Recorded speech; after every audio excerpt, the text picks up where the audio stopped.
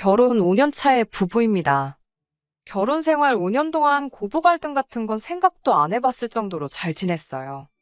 시부모님도 정말 좋은 분들이셨고, 제가 잘하는 만큼 남편도 친정에 잘했습니다. 서로 갈등이 생길 일이 없으니 다툴 일도 없었고 행복했어요. 10월드라는 말은 제게는 먼 이야기나 마찬가지였지요. 그런데 얼마 전에 저희 결혼하기 전에 이민 생활을 나갔던 신우가 이민 생활을 실패하고 귀국을 하게 되면서부터 잘 맞아 떨어지던 단추가 하나둘씩 흐트러지기 시작했어요. 신우는 남편보다 2살 위 누나로 원래는 어학연수차 미국에 갔다가 거기서 만나게 된 사람하고 혼인신고를 올리고 눌러앉게 된 케이스입니다. 저희 결혼식 때도 오지도 못한 게 무슨 영주권을 진행 중에 있는데 한국 오며 가며 한 기록이 있으면 불리할 수도 있다고 해서 저 같은 경우에는 결혼 전은 물론이고 결혼 후에도 신우를 직접 만나본 적은 없어요. 결혼하고도 벌써 5년이나 지났는데 금방 나올 것 같이 말하던 영주권은 나오지를 않다가 서류가 틀어졌다고 해서 결국 한국으로 돌아오게 되었대요. 그냥 머무는 방법도 있었는데 선택지가 신우 입장에서는 힘들었을 법도 한 게 미국에서 신분 없이 사는 방법하고 다른 방법으로는 매년 1,000만 원이 넘는 돈으로 학교를 다니면서 비자 연장을 해서 사는 방법밖에 없었대요. 전자의 경우나 후자의 경우나 정식적인 신분이 아니라서 미국 내에서 직업을 가질 수 있던 상황도 아니었다고 하고요. 아무튼 그렇게 여태껏 제 결혼 생활에 단 한 번도 존재한 적 없었던 신우가 갑작스럽게 생기게 되면서 서로 잘 맞아서 하나로 잘 돌아가던 제 결혼 생활이 조금씩 어긋나기 시작했던 것 같습니다. 신우가 조금 성질이 급하고 우악스러운 부분이 있다는 건 이미 첫 만남에서부터 눈치를 챘습니다. 어떤 성격이던 간에 갈등 없이 잘 지낼 자신이 있었는데 하나 신우에게서 적응이 되지 않았던 게 저를 마치 아랫사람 대하듯이 대했다는 거예요. 신우가 당장 한국에 돌아와선 남편과 같이 머물 곳이 없으니 신우의 친정, 그러니까 저희 시댁에서 몇 달간 지냈었어요. 그러니 좋으나 싫으나 보고 싶지 않았어도 시댁에 가면 신우를 마주할 수밖에 없었던 겁니다. 그런데 신우는 당연스럽게 저한테 일을 시켰어요. 신우가 저한테 일을 시키는 게 기분이 썩 좋지만은 않았습니다. 그동안 시부모님께서 저한테 시집살이 비슷하게 시킨 것도 하나 없으셨거니와 저 또한 제가 해야 하는 부분에 대해서는 시부모님이 가만히 있어도 된다 하셨다고 하더라도 스스로 알아서 제 할 일을 했었거든요. 굳이 시키지 않아도 제가 할 수 있는 일은 제가 알아서 하고 제가 안 해도 되는 일은 알아서 안 하는데 신우는 마치 저를 임자 만났다는 듯 아예 초반에 기선제압을 하려고 하는 건지 이것저것 다 시키더라고요. 오죽하면 시어머니가 신우한테 왜 그러냐고 할 정도로 티나게 저를 부려먹으려고 안달이었어요. 과일 깎는 것 정도는 제가 당연히 할 수 있는 일이고 그동안도 제가 알아서 했던 일입니다. 사람에 따라서는 그걸 기분 나쁘게 받아들이는 사람도 있다는 걸 알지만 저한테는 크게 문제가 되지 않는 일이에요. 애초에 시부모님이 과일 같은 거 잘 안 챙겨 드시기도 해서 제가 일부러 과일까지 가져와서 드시라고 준비해드리곤 했거든요. 신우한테는 시댁에서 과일 깎는 게 엄청 싫었던 일이었던 것 같아요. 애초에 제가 깎아 먹으려고 가져간 건데 으스대면서 대놓고 저한테 시키려고 하는 걸 보니 작정을 해도 뭔가 대단히 작정을 했구나 싶은 모습이었습니다. 오죽하면 식사 끝나고 나서 바닥에 걸레질 좀 해야겠다고 하면서 저를 부르기까지 하더라고요. 그 이후는 뭐 말할 것도 없이 시어머니가 막아주셨어요. 제가 시댁에 와봐야 한 달에 몇 번이나 오는 줄 아냐고 걸레질까지 시키냐고 맨날 지내는 네가 하라고 하면서 걸레를 쥐어주셨거든요. 신우는 뿔뿔거리며 바닥 기어다니면서 바닥을 훔치면서도 계속해서 거실에 앉아서 과일 깎고 있는 저를 째려보더라고요. 신우가 저를 작정하고 못살게 굴려고 해도 작전이 크게 먹히는 건 없었습니다. 신우가 시켜서 하는 것 중에 대부분은 그 전에도 제가 묻지 않아도 알아서 하던 일들이었고 제가 하던 일들이 아니면 시어머니께서 저렇게 방패막이 되어주거나 아니면 신우한테 네가 직접 하라고 시키던가 하셨었거든요. 그런데 오히려 이런 식으로 지나가는 일이 생기다 보니 신우는 그것 때문에라도 저한테 불만이 더 쌓여만 가는 것 같았어요. 저를 어떻게든 부려먹으려고 작정을 한 사람처럼 보였거든요. 지난 어버이날 때 이야기인데 신우가 난데없이 저한테 전화를 하더니 어버이날에 뭐 해드릴 거냐 묻더라고요. 어버이날을 앞두고 저도 그냥 나가서 외식하고 용돈 봉투나 하나 만들어 드리고 보내야겠다 안일하게 생각한 것도 있긴 했지만 안 챙기는 건 아니니 사실 그게 잘못한 거라고 생각해 본 적은 없거든요. 제 주변의 다른 사람들도 다 시댁에는 이 정도 하는 것 같았고요.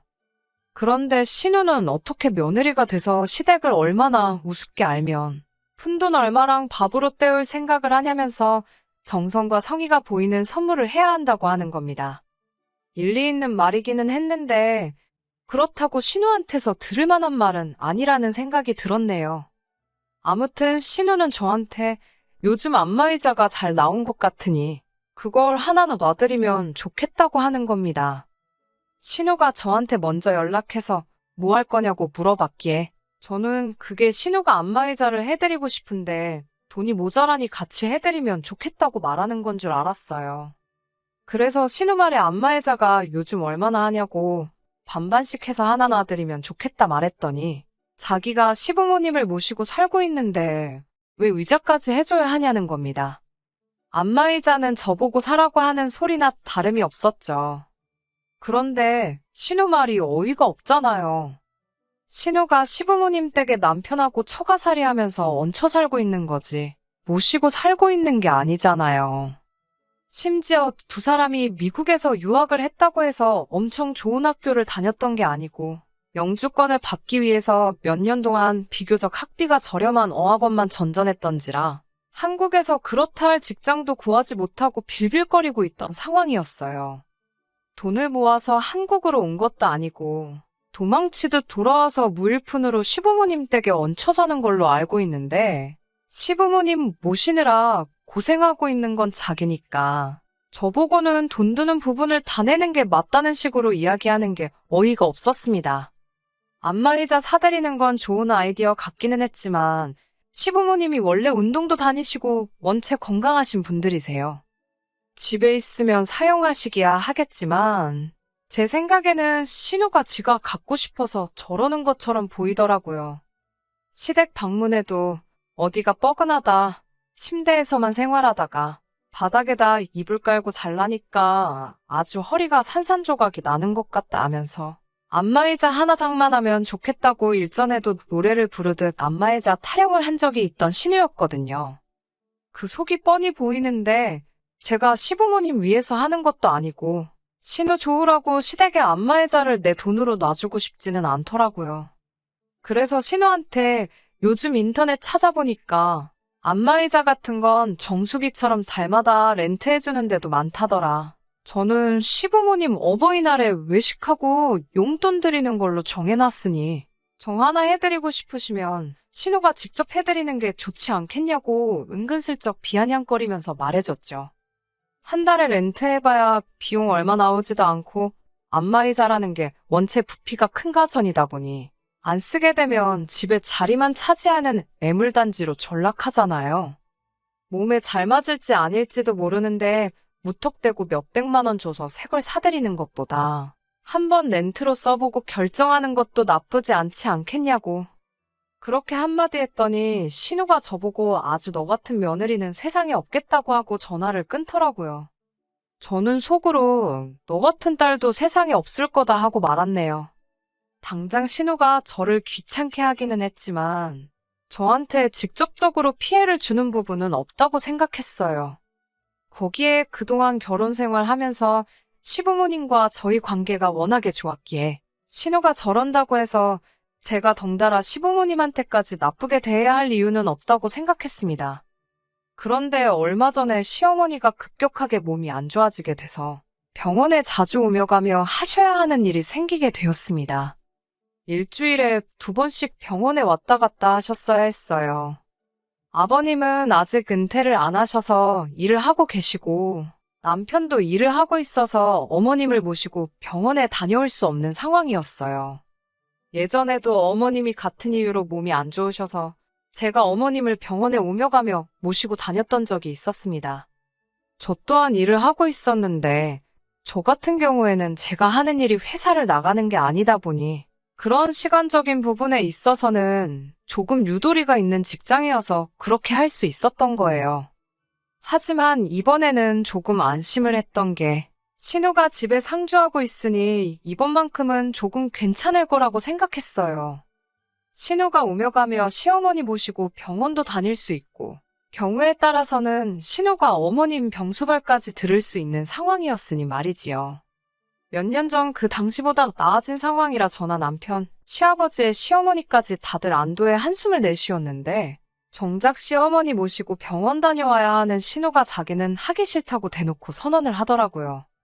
자기는 차도 없는데 시어머니를 어떻게 모시고 다니겠냐고 하면서 저희 보고 자기가 시어머니 모시고 병원 다녀오기를 바란다면 저희 자가용을 신우한테 맡기거나 아니면 그동안 자기가 타고 다닐 차를 마련해달라는 겁니다. 렌트를 해주던, 새 차를 사주던, 중고차를 사던 그건 상관이 없다고 말하는 거였어요. 그런데 속이 뻔히 보이더라고요.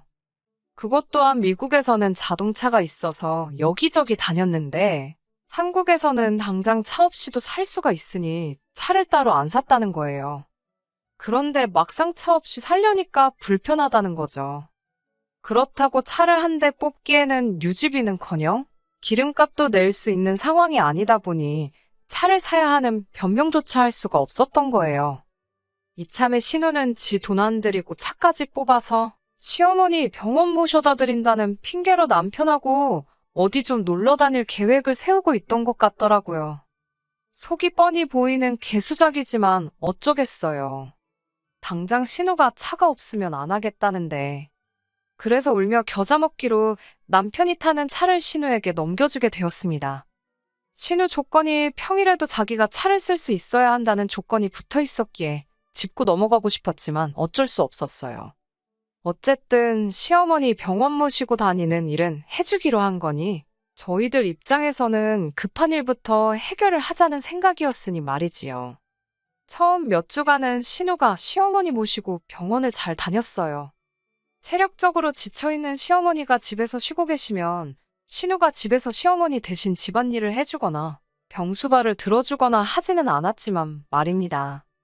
신우는 차가 생겼으니 신이 난다고 병원 가는 날이 아니면 놀러 다닐 생각밖에 없었던 것 같아요. 병원 가는 날만 아니면 신우는 거의 집에 없는 걸로 봐도 무방했습니다.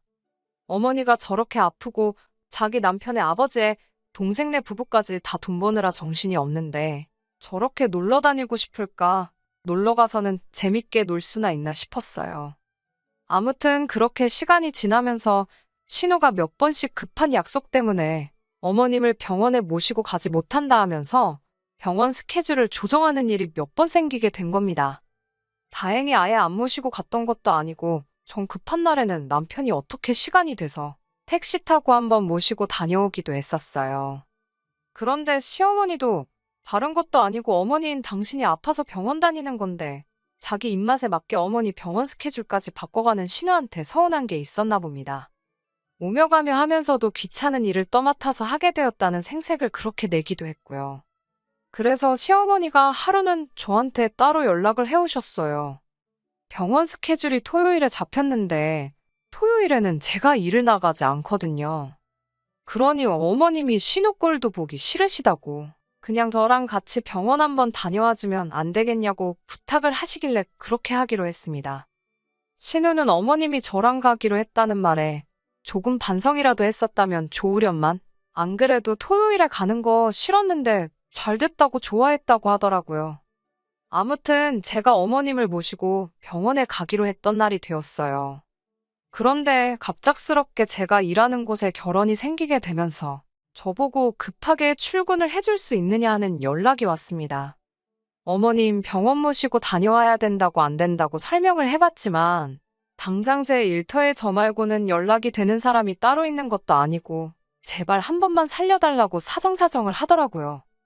그래서 혹시 신우가 집에 있을 수도 있으니 다음번에 가는 걸 저랑 가는 걸로 하기로 하고 어머님께 양해를 구해봐야겠다 싶었어요.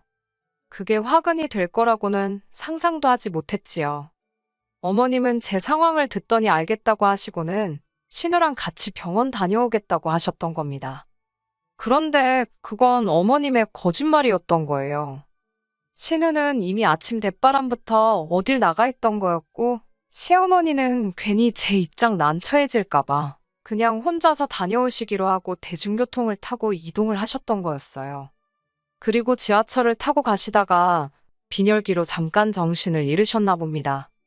병원을 훨씬 지나친 역에서 발견돼서 병원에 입원을 하시게 돼버렸어요. 어머님이 입원했다는 소식에 저도 하던 일 앞치마 벗어던지고 곧장 병원으로 향했고, 아버님이랑 남편도 병원에 이미 와 있더라고요. 이게 다 무슨 일이냐 묻길래 제가 급하게 일 때문에 병원에 같이 못 가게 되었다는 사실을 전했고, 어머님은 신우랑 가신다고 했는데 저도 무슨 일인지 모르겠다 이야기를 했어요. 얼마 안 있어서 신우도 병원에 도착을 했고, 어머님 입원하신 거 보고는 어머님이 저렇게 된 게 다 저 때문이라면서 다짜고짜 제 멱살을 잡더라고요. 제가 참을성이 조금 없기는 했지만 순간 욱하는 마음과 여태까지 참아온 감정이 한 번에 터져나와서 저도 모르게 그대로 신우를 바닥에 매다 꽂아버렸어요. 제가 어렸을 적에 운동을 좋아라 했고 아버지께서 저를 국가대표로 만든답시고 유도를 했던 적이 있어요. 초등학교 때까지도 곧잘 하기는 했는데 제가 성장기가 일찍 끝나버려서 체급에 맞추려면 몸무게를 많이 올려야 했었거든요. 그런데 어린 여자아이 마음에 그렇게 하기는 싫기도 했고 이미 초등학교 때도 저보다 잘하는 애들이 많아서 그냥 포기를 했었어요. 그 뒤로는 그냥 평범한 여자의 삶을 살아왔는데 그래도 그때 배운 게 몸에 남아있다 보니 저도 모르게 신우를 바닥에다가 매다 꽂아버린 거지요. 그 자리에 있던 모두가 눈이 동그래져서 심지어 기운 없이 누워 계시던 시어머니도 덩달아 놀라서 그 상황을 지켜보더라고요. 저도 바닥에 널브러진 신우를 보면서 후다닥 제정신이 들어서 제가 뭐 한 거지 하는 생각이 들었습니다. 그래도 시부모님 보는 앞에서 신우를 바닥에 내동댕이 쳐버렸는데 좋은 소리 들을 거라고는 생각도 못했지만 역시 저희 시부모님이었어요. 적반하장으로 큰 소리치는 신우에게 네가 맡아서 하기로 했던 일도 제대로 안 해놓고서는 뭘 잘했다고 멱살을 잡고 왜 그걸 며느리 탓으로 떠넘기냐고 하시더라고요. 애초에 네가 똑바로 했으면 시어머니가 저한테 그런 부탁이나 하셨겠냐며 딸 냅두고 며느리한테 그런 부탁하는 니네 엄마 체면은 생각해봤겠냐며 신우를 나무라시더라고요. 저한테 매다 꽂힌 것도 당해도 싼 일이라고 또 별것도 아닌 일 가지고 며느리 잡들이 하려고 하기만 해보라고 울음장을 놓으시는데 신우는 바닥에 대자로 뻗어서는 아무 말도 못하고 억울한 건지 눈물만 삼키고 있는데 조금 미안한 마음까지 들었습니다. 그 뒤로는 신우가 시부모님 말도 잘 듣고 저희한테 쓸데없는 억지도 안 부려요. 그리고 저를 보면 쭈뼛쭈뼛거리면서 피해 다니기 일쑤입니다. 남편한테 들으니 신우가 그동안 저를 키도 작고 얌전해 보인다고 아주 우습게 봤다나 봐요. 겉만 보고 저를 아주 물로 봤다가 직접 바닥에 매다 꽂히고 난 뒤로부터는 저한테 함부로 대하지 못하는 거였지요. 거기에 그날 제가 신우를 바닥에다 매다 꽂은 날 신우가 바닥에 나자빠지면서 주머니에서 어디 외진 곳에 있는 숙박업소 라이터가 튀어나왔다고 해요. 다행히 아무도 못 보고 그걸 남편이 혼자서 봤다더라고요. 그래서 혹시나 싶어서 남편이 차에 가서 블랙박스 기록을 뒤져봤더니 아무 기록도 남아있지 않고 싹 다 지워져 있다는 겁니다. 그래서 신우한테 이거 누나가 지운 거냐 물어봤는데 신우가 쩔쩔매면서 원래 용량이 가득 차면 자동으로 지워지는 거 아니냐고 발뺌을 했다고 하네요. 용량이 가득 차면 자동으로 지워지는 게 맞는데 기록이 한 번에 사라지는 게 아니고 순차적으로 지워지는 원리라고 하는데 물리적으로 누가 직접 다 기록을 지우기 전까지는 저렇게 아무것도 없이 지워지는 일이 없다고 하더라고요. 물론 그거 말고는 물증이 없어서 어떻게 하지 못하지만 신우가 이제는 저를 무섭게 생각하는 거 말고도 귀가 캥기는 일을 만들어버린 거나 마찬가지니 아마 남편 말로는 한동안은 신우가 별 사고 안 치고 잘 할 것 같다고 하더라고요. 저도 이제 와서 신우가 시어머니 병원 안 모시고 어딜 다녀온 건지 누구랑 있던 건지 알아내고 싶지는 않아요. 적어도 더 이상 사람 겉으로 판단해서 우습게 보지 않고 시집은 며느리라고 해서 자기 아랫사람으로 생각하지 않고 그게 자기가 원해서 하던 어쩔 수 없이 하던 간에 부모한테 자식된 도리 제대로 하기만 한다면 신우의 사적인 일을 가지고 크게 문제 삼고 싶지도 않네요. 다만 신우가 한 번 더 말도 안 되는 억지 부리면서 저를 우습게 본다면 저도 이젠 더 이상 참지 않으려고 합니다. 신우가 신우라는 이유로 헛짓거리를 하고 있다는 걸 이젠 온 가족이 알고 있으니 저도 더 이상 시부모님 눈치 보면서 신우까지 덩달아 어려워할 필요가 없으니 말이지요. 끝까지 들어주셔서 감사합니다. 오늘의 사연은 여기까지입니다. 구독과 좋아요, 알람 설정 부탁드리고 더 좋은 사연으로 다시 찾아뵙겠습니다. 감사합니다.